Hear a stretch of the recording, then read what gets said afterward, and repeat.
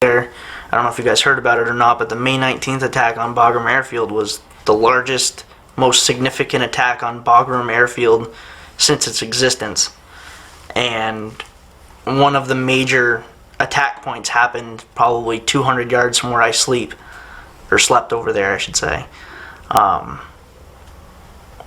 And waking up at 4 in the morning to the sound of an AK-47 firing is very awakening, I guess you could say. The AK-47 makes a very, very distinct sound. There's nothing like it in the world that I've ever heard. When you hear AK-47s firing, and it's enough to... I'm a pretty sound sleeper. I mean, I can pretty much sleep through... Well, I can actually say I've slept through rocket attacks. But to wake up to AK-47s, it's like, wow, you know they're pretty close. And that startles you. So we get up, and the attack was in the middle of it. The Apaches are flying over. They're firing the 30 millimeter guns, and that's pretty awakening. So now, things, you hear a bump or something at night, and it's like, okay, what is that? I actually have a firearm that I sleep with next to my head with a flashlight on it, and that's the first thing I go to. I grab that. I mean, it might sound a little extreme, but it's just how it is. I can't sleep without it anymore. So that's kind of...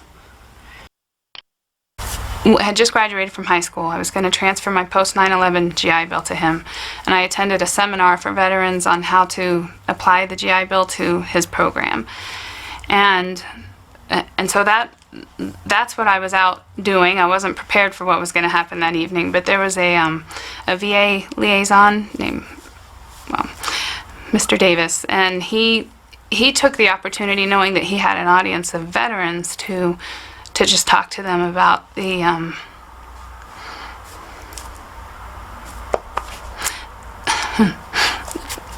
the VA program. The VA program, and he listed on the board, if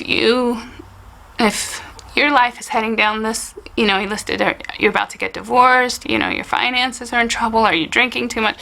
He listed all these things on the board, and just sitting there, I identified with everything on the board. You quantify it like that, I can't deny it. It's in front of me, and I can't say, my husband had just filed for divorce, so, I could check that one. I was having a hard time getting along with people at work. I couldn't count more than maybe 2 friends on one, sitting there, pretty much alienated myself from everyone except my children, thank goodness, but I couldn't deny it when it was in front of me, on the board, and so that was my moment to go in and get treatment. It's been, I'm so... Do you sometimes feel sad or have the blues? This is normal and a part of everyday living. It's also normal to feel depressed after a loved one dies or after a serious illness diagnosis. We may cry, have trouble sleeping, or lose our appetite. But what's not normal is to feel this way for long periods of time. Depression is a mood disorder that affects how you feel and think and how you manage daily activities. Depression can happen at any time in your life. Major depression can affect more than your mood. For example, you might be sleeping a lot or not sleeping enough. You could lose weight or gain weight and generally lose interest in your life. You may even have thoughts about your own death. Sometimes, depression happens when a person has other serious conditions, like cancer, heart disease, or PTSD. Also, a person may be abusing drugs or alcohol, or withdrawing from them, and could also be suffering from depression. It's important that veterans seen at VA facilities are screened every year for depression. Depression can be difficult to diagnose, especially when a person has a tough time talking about their feelings. It can be a sensitive topic to bring up with a healthcare provider. However, sometimes a spouse or partner will mention their loved one is having trouble sleeping and is grouchy all the time. With these symptoms, there's often a problem with depression going on too. Some other signs and symptoms of depression may include feeling anxious or having an empty mood that won't go away, feeling hopeless or worthless, losing interest in hobbies or activities you once enjoyed, feeling aches or pains that don't have a clear cause, even after they've been treated. The good news is that depression can be treated successfully, so you can return to feeling more like yourself. If you are a veteran enrolled in VA healthcare and you or your loved one suspects you may have depression, contact your VA primary care provider, a patient-aligned care team member, or a mental health professional for help. If you are diagnosed with depression, your treatment may include medication and psychotherapy, which is also called cognitive behavior therapy, or a combination of both. Psychotherapy helps by teaching you new ways of thinking and behaving, and changing habits that can add to your depression. People usually do best when they receive both kinds of treatment. Gradually, with proper treatment, you'll start to feel better. During this time, continue to do things you enjoy, but go easy on yourself. Be active and be with other people. Get good rest. Eat at regular times. Ask for help from your family, friends, and your healthcare team. Put off making any major life decisions until you feel better. Remember, don't use alcohol or drugs that are not prescribed to you because they can make your depression worse and harder to treat.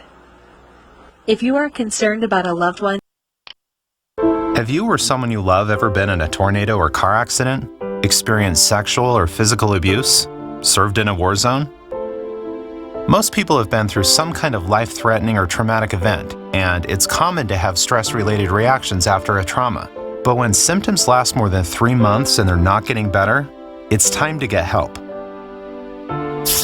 Meet Sam. He recently returned from serving in Iraq. For many people, being in a crowded place like a baseball stadium or busy grocery store feels comfortable, but not for Sam. What should be a nice night out, taking his wife Tara to a restaurant, isn't fun for him anymore. He can only handle it if he sits with his back to the wall where he has a good view of the exits, and even then, he's too on edge to really enjoy it. At home, things aren't the way they used to be either. His sleep is restless at best, and some nights Tara isn't sure if Sam comes to bed at all. Sam seems to have a short fuse these days, and sometimes he snaps at Tara over tiny misunderstandings. What he and Tara never talk about is the trauma he experienced when he was deployed. He's never mentioned the guilt, the weight he carries around, wishing he could have done more to prevent what happened. Instead, he's turned inward, pulling away from family and friends. Tara tried to give him some space, but after months passing without change, she really started to worry. She was the one to finally say what they were both thinking: it's time to get help. That's when Sam finally decided to take action. He reached out to a doctor who told him about PTSD, or post-traumatic stress disorder. Sam's symptoms were getting in the way of enjoying his life. Re-experiencing, hyperarousal, feeling worse about yourself or the world, and avoidance are the 4 types of symptoms people with PTSD have. Sam's doctor explained each. The first is reliving the event, or re-experiencing. This is often an unwanted memory or even a flashback where you feel like you're right back in the situation again. Seeing, hearing, or even smelling something that reminds you of the trauma can trigger these. Nightmares where you relive parts of the event in your sleep are common too. The second is avoidance, staying away from situations that remind you of the trauma. That's why Sam tries to avoid thinking about painful memories altogether. He pours himself into his work or uses alcohol to keep his mind from going back to the trauma. The third is feeling worse about yourself or the world since the trauma. You might feel overwhelming guilt like Sam or not trust anyone. You just might not be able to feel happy, even when you are around people you love. The fourth type of symptom is sudden rushes of anger, irritability, feeling jittery, always on alert, always on the lookout for danger. This is called hyperarousal, and loud noises or a driver cutting in front of you can be all it takes to set you off. If you recognize any of these symptoms of PTSD in yourself or someone you love, don't wait. See your doctor to find out if it could be PTSD. Just like Sam and Tara found, there is hope. You don't have to live with the symptoms of PTSD forever. Effective treatments are available.